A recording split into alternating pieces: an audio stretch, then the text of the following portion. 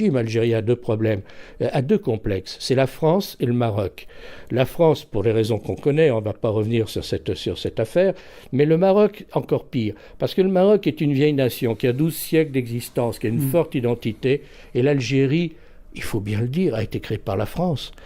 Il n'y avait pas d'Algérie avant que la France n'intervienne dans ces zones qui étaient des baies, plus ou moins des petites principautés, plus ou moins dépendantes des Turcs, etc.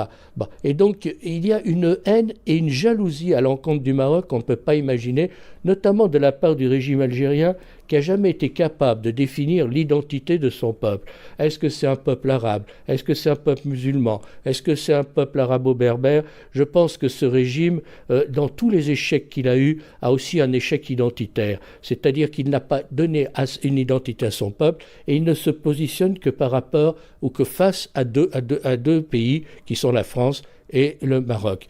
Et donc, c'est dans les gènes du régime algérien. Séparatiste, mais l'Algérie, elle est un peu comme le lapin du Racel. Elle continue à entretenir par haine du Maroc, comme il y a aussi une haine de la France en Algérie. Il y a deux pays que le régime algérien, donc les régimes algériens qui se sont succédés depuis l'indépendance ne supportent pas, c'est la France et le Maroc. Parce que, alors le Maroc, on comprend très bien, il y a un complexe. Le Maroc est une vieille nation avec une vieille civilisation, avec une vieille unité nationale qui regroupe les Berbères et les Arabes et qui se sont mixés. Et parce que, alors le Maroc, on comprend très bien, il y a un complexe. Le Maroc est une vieille nation avec une vieille civilisation, avec une vieille unité nationale qui regroupe les Berbères et les Arabes et qui se sont mixés. Et là, il s'en sort beaucoup mieux. D'ailleurs, à un moment, ils avaient parce que il y a eu la fermeture des frontières et puis une réouverture des frontières. En l'espace d'un week-end, des millions d'Algériens sont venus au Maroc et ils ont acheté à peu près tout ce qu'ils trouvaient. Donc le régime algérien s'est empressé de fermer les frontières parce qu'il décrivait le Maroc comme un enfer et les gens se sont aperçus que c'était un paradis. Parce qu'il décrivait le Maroc comme un enfer et les gens se sont aperçus que c'était un paradis. De sécurité, parce que toutes les grandes puissances savent que c'est un conflit qui n'aboutira jamais, que le Maroc est chez lui au Sahara et que personne ne veut d'un État indépendant au sud du Maroc. Bon, il est très clair que le projet algérien est voué à l'échec et qui ne peut pas aboutir. Et c'est un argument dont il est difficile de parler quand on ne connaît pas l'âme profonde de ces deux peuples. Lorsqu'on ne connaît pas l'âme profonde du peuple algérien, lorsqu'on ne connaît pas l'âme profonde du peuple marocain, les Algériens font un complexe d'infériorité par rapport aux Marocains.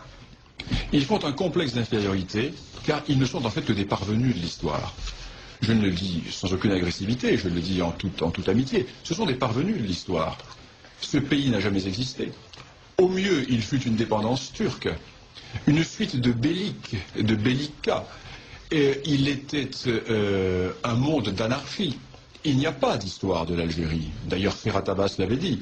J'ai visité les cimetières et je n'ai pas trouvé d'histoire de l'Algérie. Eh bien, de l'autre côté de la Moulouya, existe un royaume qui a 12 siècles d'histoire.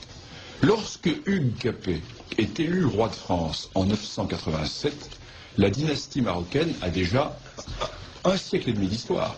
Donc nous sommes en présence d'un très vieil État. Et les Marocains ont toujours joué maladroitement. Parce que ce sont des gens bien élevés, ce sont des gens polis, ce sont des gens qui, sûrs de leur bon droit, ont pensé qu'ils pouvaient discuter avec les Algériens comme on discute entre gens bien élevés. Or, ils ont eu en face d'eux des gens qui n'appliquaient pas les règles de la diplomatie traditionnelle et qui étaient restés peut-être dans cette politique des ouvertures barbaresques ou du rapt ou de la piraterie, mais non pas dans les usages qui étaient les usages classiques de la vieille diplomatie. Et les Marocains se sont trouvés du jour au lendemain pris par cette réalité algérienne et ils commencent à comprendre maintenant que l'on ne négocie pas avec l'Algérie comme on négocie avec l'Espagne ou avec la France, pays de vieille civilisation, de vieille tradition politique.